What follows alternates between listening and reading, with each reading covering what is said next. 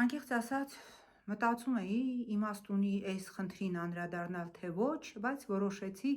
այդուհանդերձ անդրադառնալ։ Ինչու՞, իհարկե շատերը կասեն, հիմա դրա ժամանակն է, բա ծոցի երկրները, ռեգիոնը պատերազմի մեջ է, Հայաստանը սենց սահուն քայլերով մտել է ներքաղաքական ընտրական օրակարգ, բայց Նաիրա Զոհրաբյանը որոշել է խոսալ շներից, կատուներից եւ ընդհանրապես կենդանիներից։ Այո, որոշել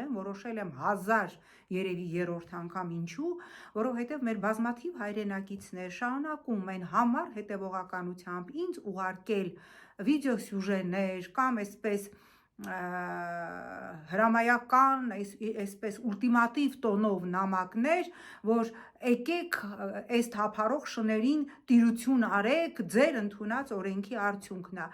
Ես մտածում էի իմաստունի նորից ասել, բայց ունի։ Եվ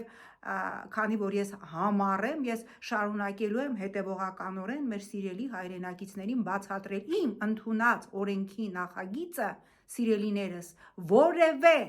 որևէ կապ չունի թափառող ագրեսիվ շներին վնասազերծելու կամ չվնասազերծելու հետ։ Իմ ընդունած օրենքի նախագիծը սենց մի հատ բարդ համադասական նախադասություն է,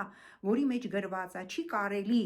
շներին, կենդանիներին սենց ողջ մաշկը հանել, այսենց մաշկը հանել, ողջակիզել, բարձրությունից նետել, չի կարելի շների մարտեր կազմակերպել եւ չի կարելի փորձարկումներ անել, վերջ, պրծավ, վերջ, այլ դրույթ, որ չի կարելի թափառող եւ ագրեսիվ շներին ոչնչացնել։ Չկա գրած, այո, պետության խնդիրն է հավաքել թափառող շներին եւ քնեցման ճանապարհով նրանց ոչնչացնել։ Իսկ թե ինչու դա չի անում պետությունը եւ այդ հարցը դուք ուղղում եք ինձ, եկեք ես էլ իմ ձայնը միացնեմ ձեզ եւ պետությանը ասեմ՝ պետություն, կառավարություն,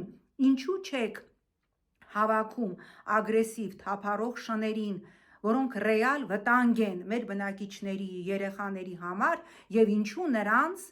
քնեցման ճանապարհով, նրանք ովքեր ստերջացման ենթակա չեն, քնեցման ճանապարհով չեք ոչնչացնում։ Պատասխանեք այդ հարցին, որ մեր սիրելի հայրենակիցները շաբաթվա մեջ մի քանի ինտենսիվ պարբերականությամբ ինձ չուղարկեն տեսանյութեր եւ չասեն՝ արի այս թափառող շներին հավաքի տալ։ Իսկ ընդհանրապես չէր խանգարի, սիրելիներս, բացել քրեական օրենսգիրքը, մի հատ կարդալ օրենքի նախագիծը եւ փորձել հասկանալ, թե իրականում այն ինչի մասին է։